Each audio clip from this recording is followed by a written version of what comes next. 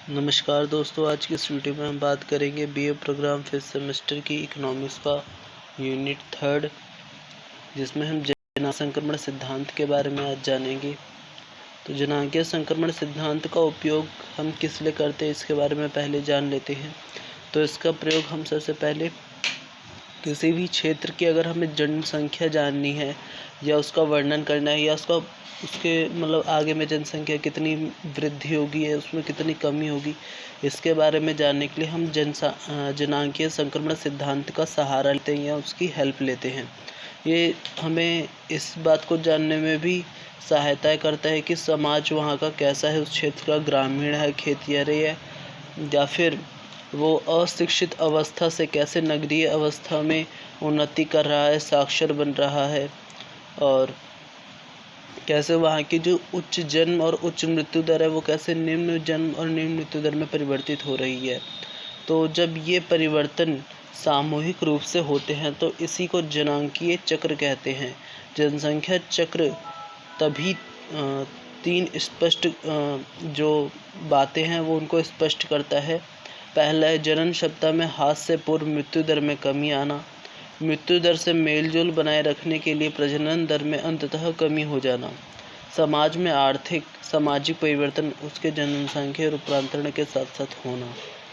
तो यहाँ पर एक चार्ट दे रखा है जिसमें अवस्थाएं, तीनों अवस्थाएं बताई जा रखी हैं।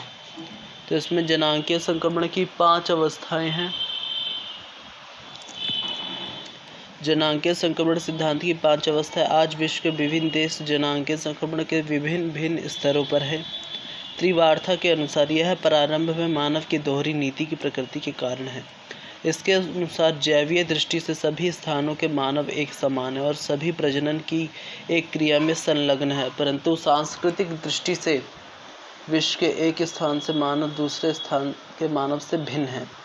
मानव की सांस्कृतिक भिन्नताएं के कारण भिन्न भिन्न क्षेत्रों में भिन्न भिन्न जनक्षमता के प्रतिमान को जन्म देती है। इसके कारण ही जनसांख्यिकीय संक्रमण की विभिन्न अवस्थाएं होती हैं। जनसांख्यिकीय संक्रमण सिद्धांत की विशेषता इसकी सुस्पष्ट संक्रमण अवस्थाएं जो ऊंची जन्म दर और ऊंची मृत्यु दर से न्यून दरों की और संक्रमण को 5 वर्गों में विभाजित करती है। इसमें 5 अवस्थाएं दे रखी हैं। पहली अवस्था है प्रथम अवस्था, उच्च अस्थिर जन्म और मृत्यु दर और धीमी जनसंख्या वृद्धि। द्वितीय अवस्था उच्च जन्म दर एवं गिरती मृत्यु दर और तीव्र जनसंख्या वृद्धि। तृतीय अवस्था होती है कम होती जन्म दर और निम्न मृत्यु दर और कम होती जनसंख्या। चतुर्थ अवस्था निम्न जन्म और मृत्यु दर, धीमी जनसंख्या वृद्धि। पंचम अवस्था जन्म और मृत्यु दर लगभग बराबर, जिससे किसी समय परिणाम जनसंख्या वृद्धि में शून्य होगा। तो ये जो भी अवस्थाएं इसमें बताई जा रखी है वे जैसे जैसे मनुष्य विकास करते जाता है या जैसे जैसे जो उसकी चेतना का विकास होते जाता है वैसे वैसे ये अवस्थाएं बढ़ते जाती है। जब उसकी चेतना शून्य होती है तो उच्च मृत्यु दर और उच्च जन्म दर होती है, जो दोनों की दोनों अस्थिर होती हैं।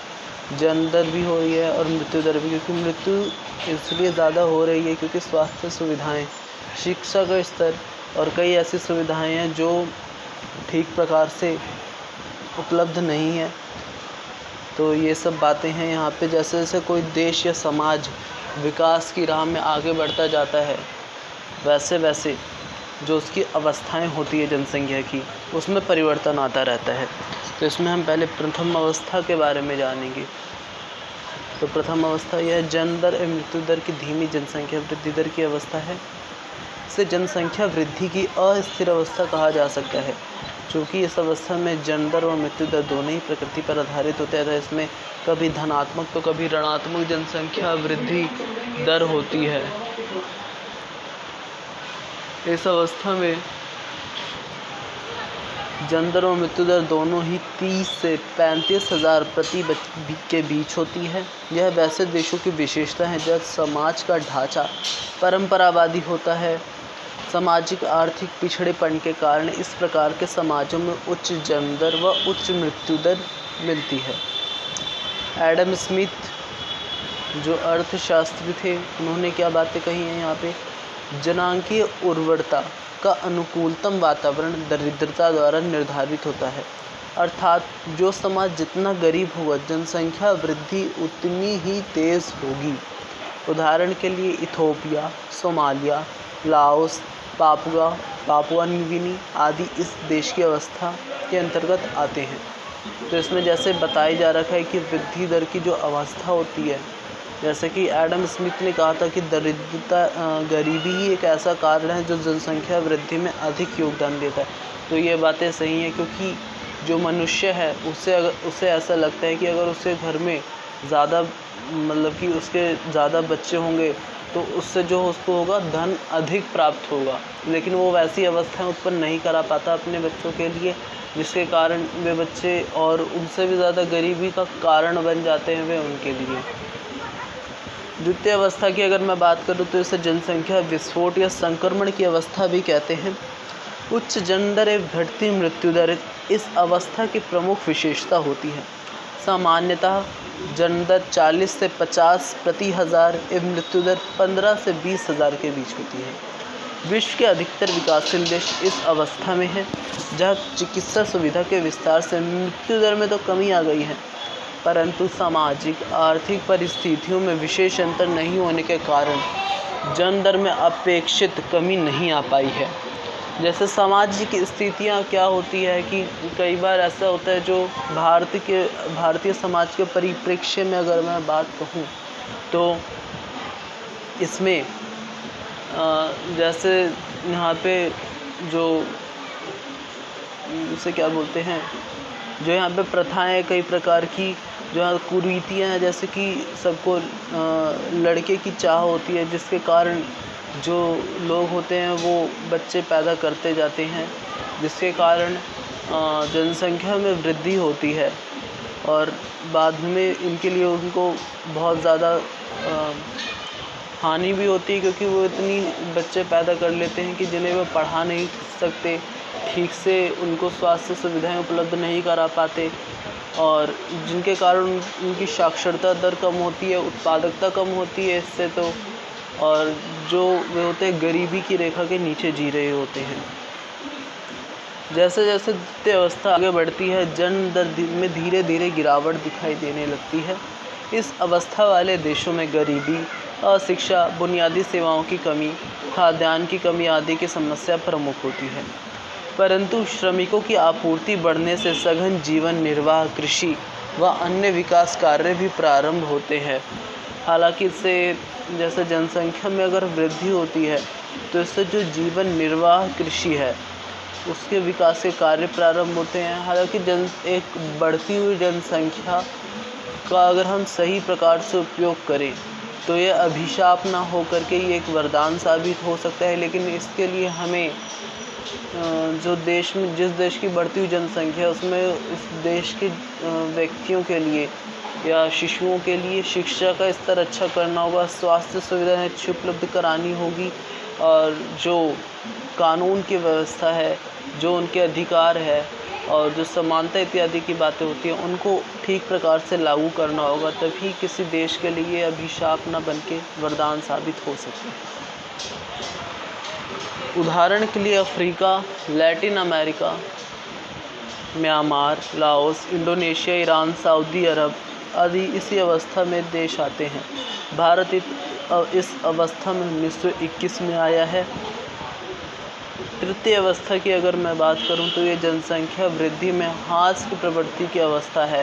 इसमें मतलब जनसंख्या वृद्धि गिरती हुई दर से होती है, मतलब जनसंख्या वृद्धि हो हम इसे मानेंगे तो जैसे कि एक जो सिद्धांत एक होता था हमारे यहाँ उपभोग का सिद्धांत, मतलब उपभोग हम जैसे जैसे करते जाते हैं उससे मिलने वाली जो संतुष्टि है वो हमें फिर धीरे धीरे एक सीमा तक आकर के गिरती हुई दर से बढ़ने लग जाती थी। तो वैसा ही इसमें भी है, एक सीमा तक जब इसमें वृद्धि हो जाएगी तो इसमें गिरने की प्रवृत्ति चालू हो जाती है। साक्षरता में प्रसार, छोटे परिवार के प्रति जागरूकता एवं बढ़ते हुए सामाजिक आर्थिक विकास के कारण जन्म दर में कमी आती है तथा मृत्यु दर भी घट जाता है। इस अवस्था में जन्म दर 20 से 30 हज़ार प्रति हज़ार तथा मृत्यु दर 10 से 15 प्रति हज़ार होता है। मतलब कि इस प्रकार की जो अवस्था होती है उसमें जनसंख्या वृद्धि धीमी गति से होती है और इस अवस्था में पूर्वी यूरोप, मध्य एशिया, चीन आदि देश देखने को मिलते हैं। भारत भी इस अवस्था में 1991 में प्रवेश कर गया है। उदाहरण के लिए अगर मैं कहूँ तो इसमें कौन कौन से देश आते हैं? इज़राइल, पुर्तगाल, न्यूजीलैंड, जापान, स्पेन, चिली आदि इस अवस्था में आते हैं। चतुर्थ अवस्था की बात की जाए तो ये जनसंख्या वृद्धि की स्थिर अवस्था है। मतलब जनसंख्या वृद्धि हो नहीं रही है, वो स्थिर हो रखी है बस। इस अवस्था में जन्म दर और मृत्यु दर दोनों ही न्यून हो जाते हैं। जन्म दर 10 से 15 प्रति हज़ार एवं मृत्यु दर 10 से कम प्रति हज़ार होती है। यह विकसित समाज की विशेषता है।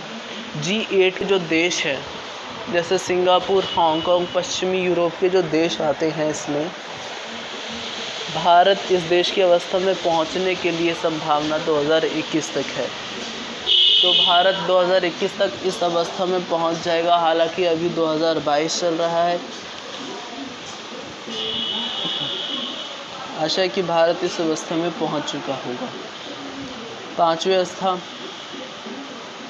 इस अवस्था को कॉलिन क्लार्क ने ऋणात्मक वृद्धि की अवस्था कहा है, क्योंकि यहाँ यद्यपि मृत्यु दर न्यून होती है परंतु पारिवारिक संस्थाओं या विवाह जैसे मूल्यों के पतन के कारण जन्म दर मृत्यु दर से भी कम रहती है। यह अत्यधिक विकसित तकनीकी समाज का द्योतक होती है। मतलब कि जो इसमें ऋणात्मक वृद्धि की अवस्था इसलिए कही गई है क्योंकि जो इसमें लोग इसमें इतने विकसित या उनकी चेतना का स्तर इतना ऊंचा हो जाता है कि वो विवाह जैसे मूल्यों का उसमें पतन होने लग जाता है। लोग विवाह इत्यादि करने जैसी चीज़ों में विश्वास न रख के सब अपनी जो लक्ष्य होते हैं उनकी प्राप्ति में समय गुजारना ज़्यादा पसंद करते हैं इत्यादि। 1970 के बाद की इस तरह की प्रवृत्ति देखी गई है। यह एक प्रकार से जातीय संहार या जनांकी अपरदन की अवस्था कही जा सकती है। स्विट्ज़रलैंड, बेल्जियम, आइसलैंड आदि देश, यह विकसित देशों के नगर एवं महानगर इस अवस्था में स्विट्ज़रलैंड इत्यादि जो देश होते हैं वो काफ़ी विकसित और अच्छे देश माने जाते हैं। और यहाँ क्योंकि यहाँ पे क्राइम रेट इत्यादि भी बहुत कम होता है और जितने भी विश्व की रैंकिंग होती है जिसमें अच्छे देशों की रैंकिंग की बात आती है तो उसमें ये सब देश नंबर 1, नंबर 2 इत्यादि की इनकी रैंकिंग रहती है। तब इस बात से आप पता लगा सकते हैं कि ये देश क्यों इन देशों में विवाह जैसे मूल्यों का पतन होता है। यूरोपीय देशों के संदर्भ में ये अवस्थाएं निम्न प्रकार से हो रही हैं। तो यूरोपीय देशों में कैसे? औद्योगिक क्रांति के पूर्व जितने भी यूरोप के देश थे वो प्रथम अवस्था में थे, जैसे ब्रिटेन इत्यादि हो गए। औद्योगिक क्रांति से प्रथम विश्व युद्ध तक दूसरी अवस्था, प्रथम विश्व युद्ध से 1950 तक तीसरी अवस्था और चतुर्थ अवस्था या चौथी अवस्था मैं कहूँ तो 1950 ईस्वी के बाद से शुरू हुई और पांचवी अवस्था 1970 के बाद से। विश्व के अधिकतर देशों में इस सिद्धांत को आधार बनाकर जनांकीय आर्थिक एवं सामाजिक कार्यक्रम बनाए जा सकते हैं, परंतु कई बार सामाजिक आर्थिक परिस्थितियां जनसंख्या वृद्धि से सीधा संबंध नहीं रखती है। जैसा उदाहरण के लिए इसमें बताया जा रखा है कि चीन में तुलनात्मक रूप से सामाजिक आर्थिक पिछड़ेपन के बावजूद राजनीतिक व प्रशासनिक प्रयासों से जन्म दर और मृत्यु दर पर भारी नियंत्रण है, जबकि अरब देशों या तेल निर्यातक इस्लामी देशों में अभूतपूर्व आर्थिक प्रगति के बावजूद धार्मिक कारणों से जन्म दर तीव्र बनी हुई है। तो जैसा आपको पता था कि चाइना जो है जिसने जब इसमें इसके आर्थिक सुधार हो रहे थे इसमें और जब चाइना ने 1960 या 1991 तो हमारे देश में नई आर्थिक नीति अपनाई गई थी। जब चाइना में आर्थिक नीतियां अपनाई गई थी उत्पादकता इत्यादि बढ़ाने के लिए और उसने जो विदेशी कंपनियों के लिए द्वार खोल दिए थे, तो उसने एक पॉलिसी अपनाई थी, वन चाइल्ड पॉलिसी, जिसके कारण उसने अपने कानून या राजनीतिक प्रयासों के चलते अपनी जनसंख्या पर नियंत्रण पाया और मतलब कि कई ऐसे प्रावधान करे कि अगर जो एक ही जिनका बच्चा होगा उसको कई प्रकार की सुविधाएं दी जाएंगी, उनकी माताओं को या स्त्रियों को कई प्रकार की सुविधाएं दी जाएंगी, हॉस्पिटल्स की अच्छी फैसिलिटीज़ होगी इत्यादि। और जो 2 बच्चों वाले होंगे इत्यादि, अगर कोई किसी ने दूसरा बच्चा भी पैदा कर लिया तो उसको जेल में डाल दिया जाएगा या उस पर कई तरह के टैक्सेस लगा दिए जाएंगे। ये एक तरीके से क्राइम हो गया था वहाँ पर उस समय। लेकिन भारत जैसे देश में ये करना नामुमकिन है, क्योंकि यहाँ पर बहुत से जो संगठन इत्यादि हैं वे इसका विरोध करने लग जाएंगे। और जैसे यहाँ पे इस्लामी देशों के बारे में बताया जा रहा है कि वहाँ पे प्रगति तो काफ़ी है। आपको भी पता हो कि दुबई ये सब जो कंट्रीज़ होती हैं वो कितनी डेवलप मानी जाती हैं, वहाँ पे कितनी फैसिलिटीज़ होती हैं।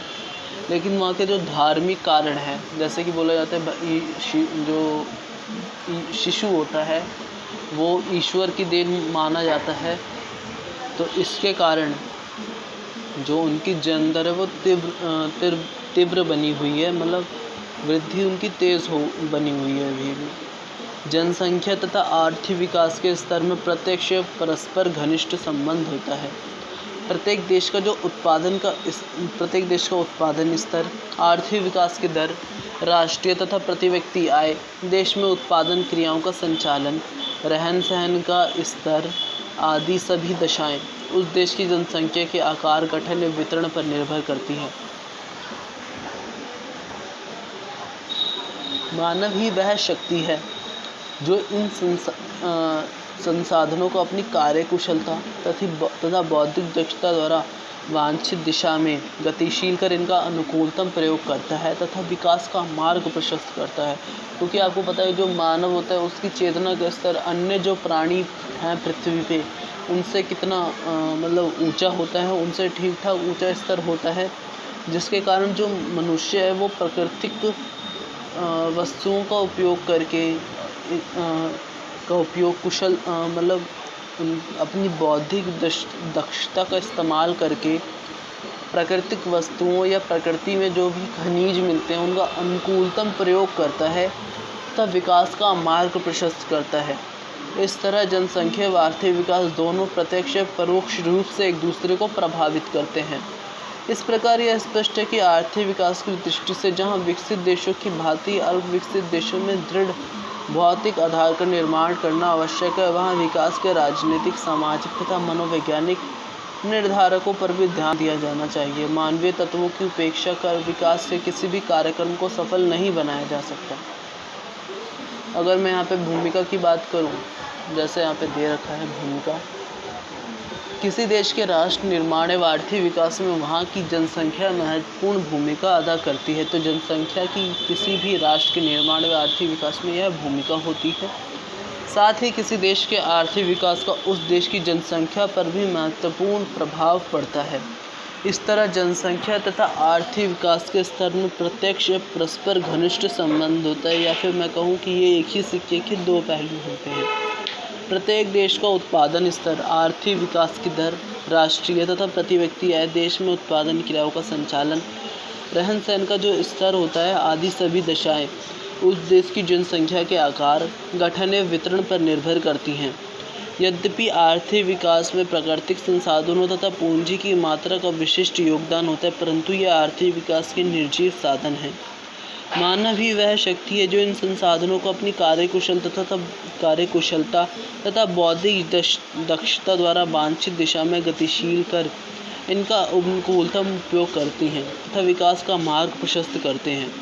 इस तरह जनसंख्या व आर्थिक विकास दोनों प्रत्यक्ष या परोक्ष रूप से एक दूसरे को प्रभावित करते हैं। किसी देश के आर्थिक विकास पर उस देश के संगठनात्मक ढांचे का भी प्रभाव पड़ता है।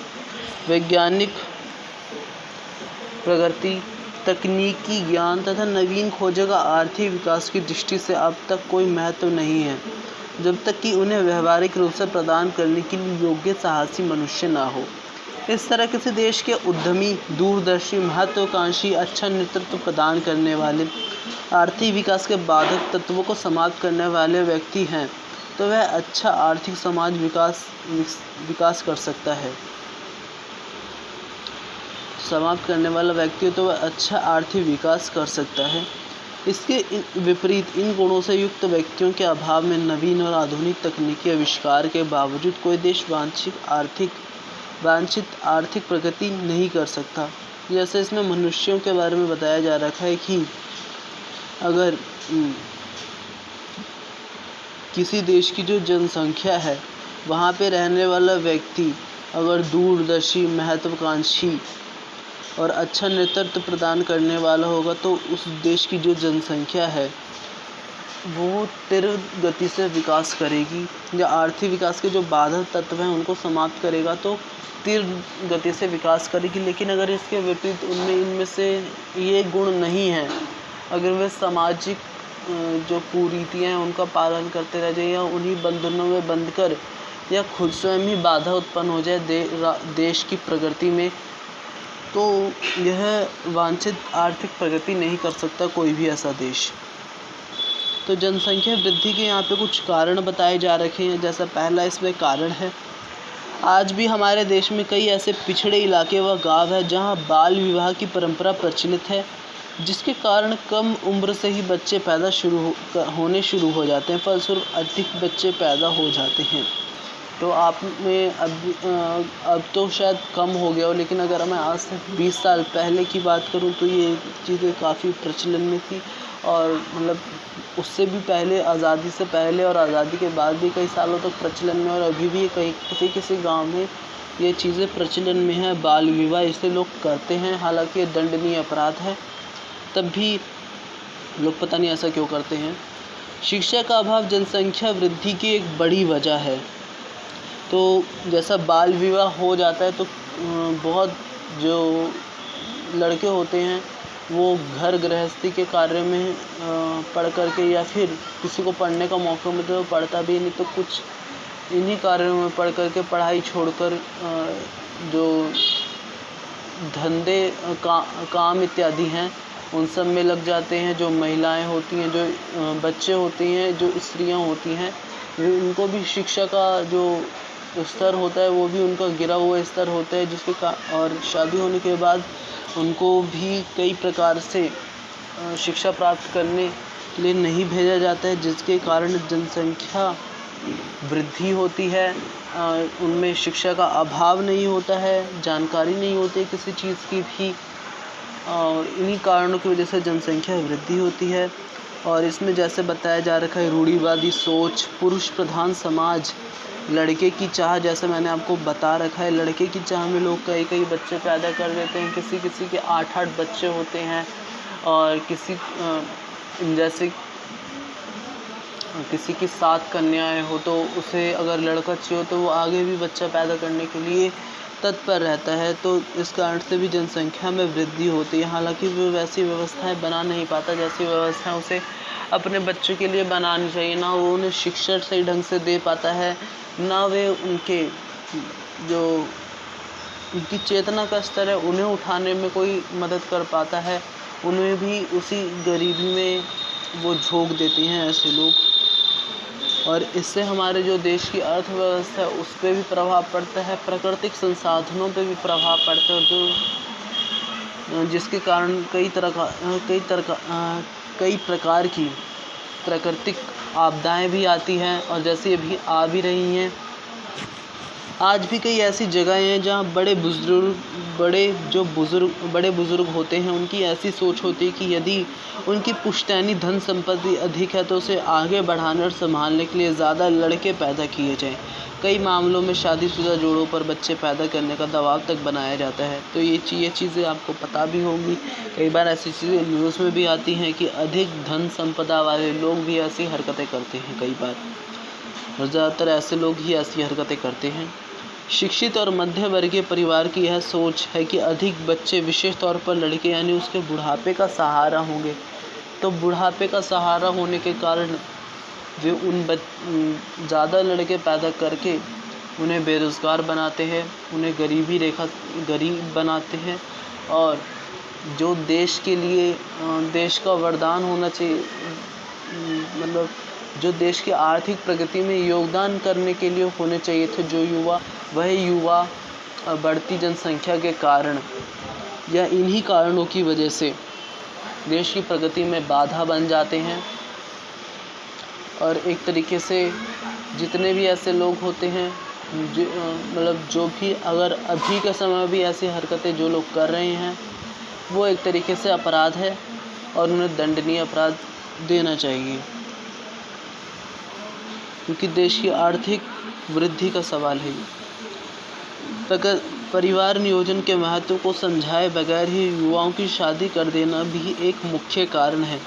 इस तरह की बातों पर आज भी घरों में चर्चा करना गलत समझा जाता है और बिना अपने युवा बच्चों को संबंधों और उनमें परिणामों के बारे में बताए बगैर ही उनकी सीधे शादी कर दी जाती है।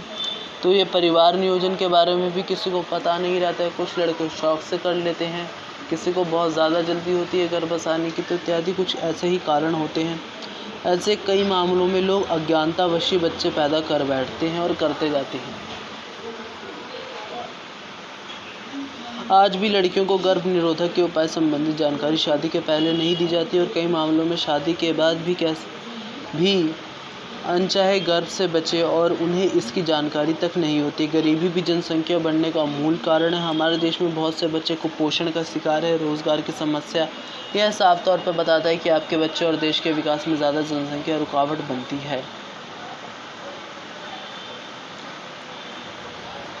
आइए जाने जनसंख्या बढ़ने व अधिक बच्चा पैदा करने से क्या नुकसान है। तो ऊपर जो भी बातें बताई गई है वो कारण है किसी भी देश की जनसंख्या वृद्धि के, लेकिन अगर आपने इनको ठीक से पढ़ा होगा तो आपको इनके नुकसान भी पता चल जाएंगे। ज़्यादा बच्चों का भरण पोषण करना मुश्किल होगा। अब एक घर में एक व्यक्ति कमाने वाले और 7 बच्चे उसके घर में होंगे तो टोटल मिला के उसके घर में 9 परिवार का वे खुद ही हो जाएगा। अब आप सोच सकते हैं भरण पोषण करना कितना मुश्किल होगा अगर वो दिहाड़ी मजदूर है। तो इससे आपका जीवन तो कष्ट में बीतेगा ही, साथ ही बच्चों का भविष्य भी खराब होगा। ना तो उन्हें अच्छा शिक्षा मिल पाएगी, ना वो उस क्षेत्र में प्रगति कर सकते हैं, ना किसी लक्ष्य को प्राप्त कर सकते हैं। असमानता बढ़ेगी जिसके लिए बाद में सरकार को ही दोष देंगे, लेकिन इसकी असल शुरुआत तो आपके अपने घर से ही हुई है। घर में ज़्यादा बच्चे पैदा करना यानी कि स्कूल में ज़्यादा बच्चे पैदा होंगे, कॉलेज में ज़्यादा बच्चे होंगे, नौकरी पाने की दौड़ में ज़्यादा बच्चे होंगे, फलस्वरूप प्रतिस्पर्धा ज़्यादा होगी। इस प्रकार पूरा समाज दुनिया में असमानता व भेदभाव को बढ़ावा मिलेगा। तो यही कारण है भारत में युवा बेरोज़गार क्यों हैं, या आज आपको समझ में आ गया होगा। नक्सलवाद जैसी समस्याओं का मूल कारण भी यही सामाजिक असमानता है, क्योंकि जो व्यक्ति गरीबी असमानता इत्यादि जैसी बातों से जूझ रहा होता है या समस्याओं से जूझ रहा होता है, और इन्हीं सब के कारण जो गरीब और अमीर के बीच में जो खाई होती है वो बढ़ते जाती हैं, फासले बढ़ते जाते हैं, जिस कारण उनके मन में एक घृणा का भाव उत्पन्न हो जाता है। फ्रस्ट्रेशन एक प्रकार से उत्पन्न हो जाती है, जो नक्सलवाद या आतंकवाद के रूप में या किसी विरोधी गुट के साथ मिल जाने के रूप में सामने आती है।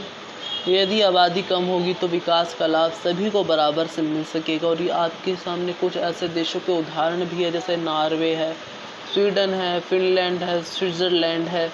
ये ऐसे देश हैं जहाँ की जनसंख्या बहुत कम है और जिसके कारण यहाँ के लोगों को सुविधाएं भी काफ़ी अच्छी मिल पा रही हैं।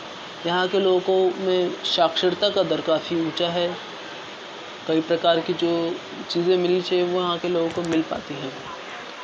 कहीं चोरी नहीं होगी और कोई बंदूक नहीं उठाएगा, क्योंकि अगर जब सबके पास रोज़गार होगा तो बंदूक चलाने का टाइम किसके पास होगा।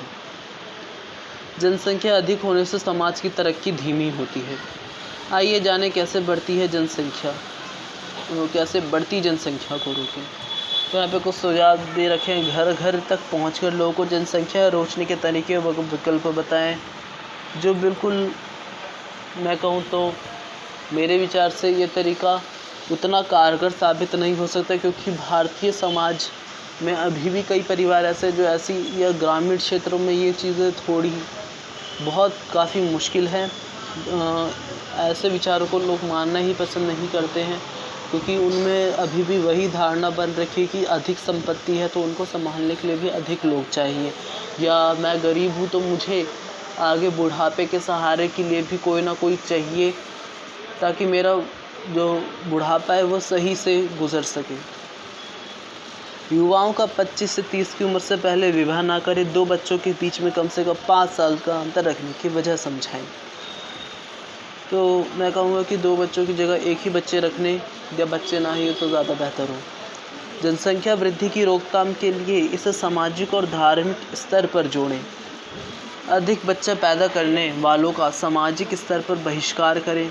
और जो ये दूसरा पॉइंट था जिसमें मैंने कहा था 2 बच्चों के बीच कम से कम 5 साल का अंतर रखें, या एक ही बच्चा रखें, या ज़रूरत नहीं है तो बिल्कुल ना रखें, क्योंकि ये कोई बड़ी चीज़ नहीं है। आप अनाथालय में जाकर के कई ऐसे बच्चों को अडॉप्ट कर सकते हैं और इससे क्या होगा, उन बच्चों को वो सारी सुविधाएं मिल पाएंगी जो उन्हें मिलनी चाहिए थी। आप ऐसे बच्चों या संस्था में जाकर के कई ऐसे बच्चों को आप उनकी एजुकेशन का खर्च उठा सकते हैं। अगर आप 10 बच्चे पैदा करना चाहते ही हैं तो 10 बच्चों का एजुकेशन का खर्च उठा लीजिए, और ऐसे कई कार्य हो सकते हैं जो करने चाहिए। अधिक बच्चा पैदा करने वालों को सामाजिक स्तर पर बहिष्कार करें, क्योंकि दूसरे भी यदि ज़्यादा बच्चा पैदा करते हैं तो इसका असर आपके बच्चे के भविष्य पर भी पड़ेगा। आपके बच्चों के लिए प्रतिस्पर्धा ज़्यादा होगी और देश में बेरोज़गार होने की आशंका बढ़ेगी, क्योंकि हमारा जो देश है वो अभी इतनी उन्नत अवस्था में नहीं है कि हर व्यक्ति के पास सुविधाएं पहुंचा सके या हर व्यक्ति को शिक्षा दे सके। अभी भी कई बच्चे ऐसे हैं जो गरीबी से जूझ रहे हैं, सड़कों पर भीख मांगते हुए आपको दिख जाएंगे या मजदूरी करते हुए। आज़ादी के बाद की भारत की जनसंख्या नीति। भारतीय दुनिया का पहला ऐसा देश है जिसने सबसे पहले 1952 में परिवार नियोजन कार्यक्रम को अपनाया। प्रथम पंचवर्षीय योजना में ही बढ़ती आबादी को विकास के बाधक के तौर पर चिन्हित किया गया। तभी से विभिन्न पंचवर्षीय योजनाओं में जनसंख्या नियंत्रण के लिए कोशिश की जाती रही है। भारत में सबसे पहले जनसंख्या नीति बनाने का सुझाव साल 1960 में एक विशेषज्ञ समूह ने दिया था। साल 1976 में देश की पहली जनसंख्या नीति की घोषणा की गई। बाद में 1981 में इस जनसंख्या नीति में कुछ संशोधन भी किए गए। मुझे लगता है अगर 1960 में जनसंख्या नीति को कठोरता से लागू किया जाता तो हमारे देश में आज बेरोजगारी की जितनी समस्याएं हैं उतनी समस्याएं उत्पन्न नहीं होती, और जो हमारे आर्थिक संसाधनों पर जो दबाव पड़ रहा है या प्राकृतिक संसाधनों पर दबाव पड़ रहा है, और विश्व में जनसंख्या वृद्धि के कारण जिन जिन देशों ने योगदान दिया है, अगर वे देश अपनी जनसंख्या को नियंत्रित कर लेते, जनसंख्या वृद्धि को नियंत्रित कर लेते, तो शायद हमारी प्रकृति को भी इतना नुकसान नहीं होता और प्रकृति आपदाएं भी कम आती। साल 1976 में देश की पहली जनसंख्या नीति की घोषणा की गई। बाद में 1981 में इस जनसंख्या नीति में कुछ संशोधन भी किए गए। इस जनसंख्या नीति के तहत जन्मदर तथा जनसंख्या वृद्धि में कमी लाना, विवाह की न्यूनतम आयु में वृद्धि करना, परिवार नियोजन को प्रोत्साहन करना और महिला शिक्षा पर विशेष जोर देने का लक्ष्य रखा गया था। तो इसमें महिलाओं को शिक्षित करना काफ़ी आवश्यक है ऐसी अवस्थाओं में, क्योंकि जिस समाज की महिलाएं शिक्षित नहीं होती वे समाज ज़्यादा समय तक विकसित नहीं रह पाता, या कहूँ तो वे अंधकार की निकटता की तरफ बढ़ता जाता है, उसकी निकटता अंधकार की ओर होते जाती है। इसके बाद फरवरी 2000 में सरकार ने राष्ट्रीय नीति की 2000 की घोषणा की। 2000 में सरकार ने राष्ट्रीय जनसंख्या नीति 2000 की घोषणा की। ये नीति डॉक्टर M.S. स्वामीनाथन की अध्यक्षता में गठित एक विशेषज्ञ दल की रिपोर्ट पर आधारित है।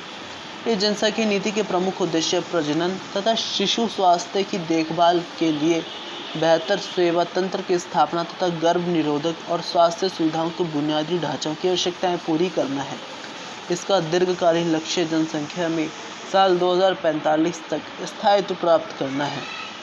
तो ये दीर्घकालीन लक्ष्य को ध्यान में रख के ये नीति लाई गई थी। प्रजनन और स्वास्थ्य की देखभाल के लिए बेहतर सेवा तंत्र की स्थापना करना, और जो गर्भ निरोधक टैबलेट्स इत्यादि और जो भी उसमें इस्तेमाल होने वाला गर्भ निरोधक के लिए सामान इत्यादि होता है, चीज़ें होती हैं, उनकी जो सेवाएं हैं उसको ज़्यादा उपलब्ध करवाना और स्वास्थ्य सुविधाएं उपलब्ध करवाना। दूसरा इसका पॉइंट है आबादी पर काबू पाने के लिहाज से देश में साल 1996 में काहिरा मॉडल लागू है, जिसके तहत आबादी को घटाने के लिए आम जनता पर किसी प्रकार का दबाव नहीं डाला जाता है, बल्कि शिक्षा के जरिए उनमें छोटे परिवार के प्रति एहसास जगाया जाता है। पूरी दुनिया में अभी यह फार्मूला लागू है। तो ये फार्मूला जो काहिरा फार्मूले की इसमें बात की जा रही है, तो वह फार्मूला अभी जो विकसित देश हैं उसमें तो कारगर है, लेकिन कई ऐसे देश हैं जो विकासशील हैं अभी, या जो अभी अल्प विकसित देश हैं, वहाँ पे ये मॉडल लागू मुझे लगता है नहीं किया जाना चाहिए। वहाँ पे थोड़ा सख्ती से सख्ती लागू की जानी चाहिए, सख्त कानून होने चाहिए जनसंख्या नियंत्रण के लिए, क्योंकि अगर हमें बेहतर भविष्य देना है हमारे आने वाली पीढ़ियों को, तो हमारी जो जनसंख्या है उसको नियंत्रण करना काफ़ी आवश्यक बन जाता है। राष्ट्रीय जनसंख्या आयोग की अब हम बात कर लेते हैं। मई 2000 में प्रधानमंत्री की अध्यक्षता में एक राष्ट्रीय जनसंख्या आयोग का गठन किया गया है। इस आयोग का काम होता है राष्ट्रीय जनसंख्या नीति के क्रियान्वयन की समीक्षा करना, निगरानी करना और निर्देश देना। तीसरा, स्वास्थ्य संबंधी शैक्षणिक कार्यों, शैक्षणिक प्रवर्तनीय और विकास कार्यक्रमों में सहक्रिया को बढ़ावा देना। चौथा, कार्यक्रमों की योजना बनाने व क्रियान्वयन करने में अंतर क्षेत्रीय तालमेल को बढ़ावा देना। इस आयोग के अंतर्गत एक राष्ट्रीय जनसंख्या स्थिरता कोष की भी स्थापना की गई। बाद में इस कोष की स्वास्थ्य और परिवार कल्याण विभाग के अंतर्गत स्थानांतरित कर दिया गया। तो इसमें कोई क्वेश्चन अगर जनसंख्या नियंत्रण से आए या भारत सरकार द्वारा किए गए जनसंख्या नियंत्रण के कार्य या नीतियों पर क्वेश्चन आए, तो आप इसमें ये बातें लिख सकते हैं। शहरीकरण पर अब कुछ बातें आ रखी हैं, तो उससे पहले हम जान लेते हैं शहरीकरण क्या होता है। शहरी क्षेत्रों के भौतिक विस्तार, मसलन क्षेत्रफल, जनसंख्या जैसे कारकों का विस्तार शहरीकरण कहलाता है। शहरीकरण भारत समेत पूरी दुनिया में होने वाला एक वैश्विक परिवर्तन है। संयुक्त राष्ट्र संघ के मुताबिक ग्रामीण क्षेत्रों के लोगों का शहरों में जाकर रहना और वहाँ काम करना भी शहरीकरण ही है। तो शहरीकरण मेरे हिसाब से बिल्कुल ठीक नहीं है, क्योंकि जो हम सुविधाएं अगर हम चाहें तो ग्रामीण क्षेत्रों में भी दे सकते हैं, हालांकि भ्रष्टाचार के कारण ये सब सुविधाएं वहाँ तक पहुँच नहीं पाती हैं। जो अच्छी सड़कें हैं, अच्छी स्वास्थ्य सुविधाएं हैं, वो हम ग्रामीण क्षेत्र में भी उपलब्ध करवा सकते हैं। अच्छी शिक्षा है वहाँ पे, क्योंकि वहाँ पे भी स्कूल होते ही हैं, लेकिन वहाँ पर जो शिक्षा का स्तर है या वहाँ पे जो अध्यापक होते हैं वे उतने अच्छे नहीं हो पाते हैं। तो इन सब चीज़ों को सख्ती से लागू किया जाए तो ज़्यादा बेहतर होगा। तो भारत की जनगणना 2011 के मुताबिक अगर किसी इंसानी बस्ती, मतलब भारत की जनगणना के अनुसार कोई क्षेत्र शहरी होता है जब उसकी आबादी 5000 या उससे ज़्यादा हो, या इस आबादी में कम से कम 75% जो लोग हों वो गैर कृषि कार्यों में लगे हुए हों, या फिर वहाँ का जो जनसंख्या घनत्व है 400 व्यक्ति प्रति वर्ग किलोमीटर से ज़्यादा हो।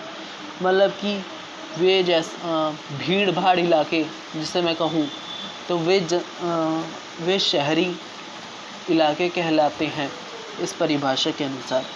साथ ही यहाँ कुछ विशेषताएं, मसलन उद्योग, बड़ी आवासीय बस्तियाँ, बिजली और सार्वजनिक परिवहन जैसी व्यवस्थाएं हो, तो इस बस्ती को नगर की परिभाषा के तहत माना जाता है। तो ये कुछ बिंदु थे जिसके आधार पर भारत में शहरीकरण या किसी क्षेत्र का कोई क्षेत्र शहर है या ग्रामीण है उसका निर्धारण होता है। तो भारत में शहरीकरण से जुड़े हुए कुछ आंकड़े हैं। तो आंकड़े एग्ज़ाम्स में पूछे नहीं जाएंगे, लेकिन आपको तब भी एक समरी टाइप में याद रहना चाहिए। तो एक बार हमें इन पर नज़र मार लेते हैं या ध्यान देते हैं। संयुक्त राष्ट्र की एक रिपोर्ट के मुताबिक मौजूदा वक्त में दुनिया की आधी आबादी शहरों में रह रही है। रिपोर्ट में कहा गया है कि साल 2050 तक भारत की आधी आबादी महानगरों और शहरों में रहने लगेगी और तब तक विश्व की आबादी का 70% हिस्सा शहरों में रह रहा होगा। तो ये बहुत बकवास चीज़ है, क्योंकि शहरों के कारण जो प्रदूषण है उसमें बहुत ज़्यादा वृद्धि हो रही है। सुविधाएं अगर हम दे रहे हैं तो एक प्रकार से मतलब हम किसी को खाना भी खिला रहे, मतलब कि ये वैसी बात होती है कि हम बाहर में सिगरेट भी बेच रहे हैं। कोई व्यक्ति बाहर सिगरेट बेच रहा है और फिर उसी ने कैंसर का हॉस्पिटल भी खुलवा दिया है कि लीजिए हमारी सिगरेट पीजिए, और अगर आपको कोई कैंसर जैसी घातक बीमारी हो जाती है तो हमारे अस्पताल में आकर इलाज करवा लीजिए। तो शहरीकरण एक उसी प्रकार का है कि यहाँ पे प्रदूषण इत्यादि कारणों के कारण स्वास्थ्य सुविधाएं इतनी बिगड़ जाती हैं, वायु का स्तर इतना नीचे गिर जाता है, जिसके कारण यहाँ पर हॉस्पिटल्स बनाने की जो ज़रूरतें हैं वो ज़्यादा बढ़ जाती हैं। हालांकि अच्छी स्वास्थ्य सुविधाएं होना बहुत ज़्यादा आवश्यक है, लेकिन शहरीकरण होने के कारण कई प्रकार की हमें दुविधाओं का सामना भी करना पड़ता है। तो इसमें हम आगे पढ़ेंगे उन दुविधाओं के बारे में। संयुक्त राष्ट्र के ही एक अन्य आंकड़े के मुताबिक साल 2018 से 2050 के बीच बढ़ने वाली आबादी में 35% हिस्सेदारी भारत, चीन और नाइजीरिया की होगी। अनुमान है कि साल 2050 तक भारत में 41.6 करोड़, चीन में 25.5 करोड़ और नाइजीरिया में 18.9 करोड़ शहरी आबादी बढ़ जाएगी।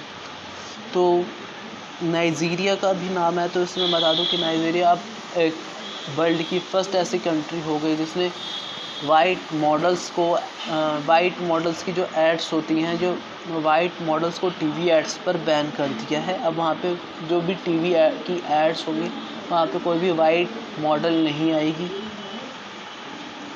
ऑक्सफोर्ड इकोनॉमिक्स के एक स्टडी के मुताबिक साल 2019 और 2035 के बीच सबसे तेज़ी से बढ़ने वाली सभी शीर्ष 10 शहर भारत में हैं। साल 2011 की जनगणना के मुताबिक हमारे देश की जनसंख्या का 31.16% हिस्सा शहरों में रहता है, लेकिन अगर सैटेलाइट से मिली तस्वीरों को आधार बनाया जाए तो 2/3 यानी 63% हिस्सा भारत शहर में नज़र आएगा। क्योंकि ग्रामीण क्षेत्रों से जो रोज़गार की तलाश में कई जो लोग होते हैं वो शहरों की तरफ पलायन करते हैं, जिसके कारण वहाँ शहरों की जो आबादी है उसमें काफ़ी वृद्धि होती है, भीड़ भाड़ इलाका बढ़ जाता है शहरों में,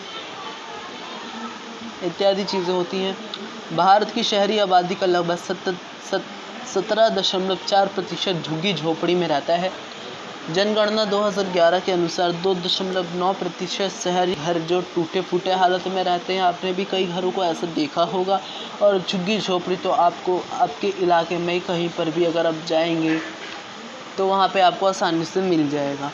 शहरी ग्रीष्मद्वीप भारत के कारण 4.12 डिग्री सेल्सियस अधिक गर्म रहता है।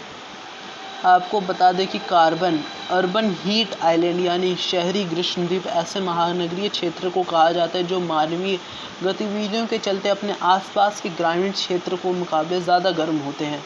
तो ये पहली जो बात है इसमें असुविधा की, या मैं कहूँ जो ये पहली बात है जो हानि होती है हमारी प्रकृति की, इससे साबित हो जाती है कि जो शहरी क्षेत्र होते हैं वो ग्रीष्म काल में अपने आसपास के, अगर उनके आसपास कोई ग्रामीण इलाका है तो, क्योंकि ग्रामीण इलाकों में आपने देखा हो कि हरियाली ज़्यादा होती है और शहरी इलाकों में पेड़ ना के बराबर होते हैं, जिसके कारण जो वहाँ का तापमान होता है वो 4.12 डिग्री सेल्सियस अधिक गर्म होता है ग्रामीण क्षेत्रों के मुकाबले।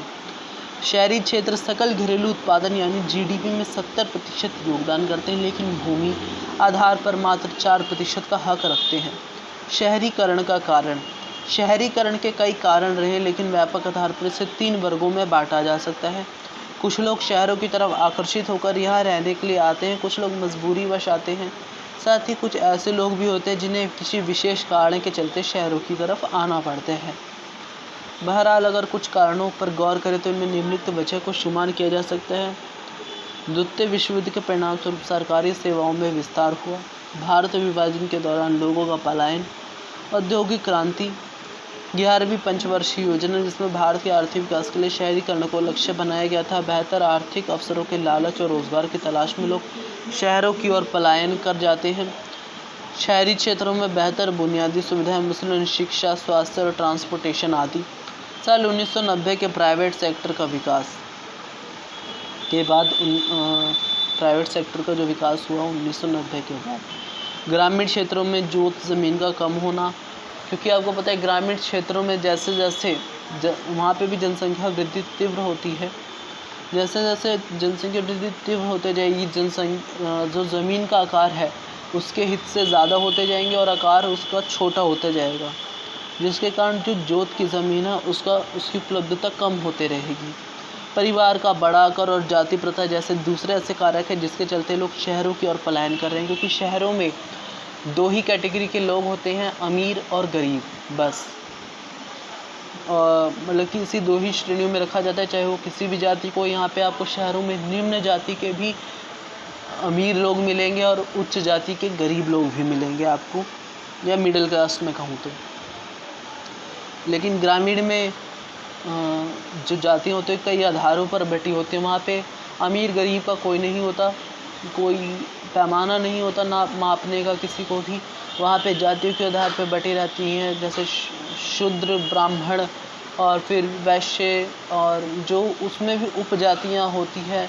वैश्यों में भी जो व्यापारी होते हैं उसमें भी कई प्रकार की होती हैं, ब्राह्मणों में भी कई प्रकार की उपजातियाँ होती हैं, शूद्रों में भी उपजातियाँ होती हैं, जिन्हें अगर जो कोई शूद्रों में अगर कोई निम्न शूद्र है तो उसको उच्च शूद्र उसके साथ खाना पीना बिल्कुल पसंद नहीं करता है, चाहे वो कितना ही गरीब क्यों ना हो।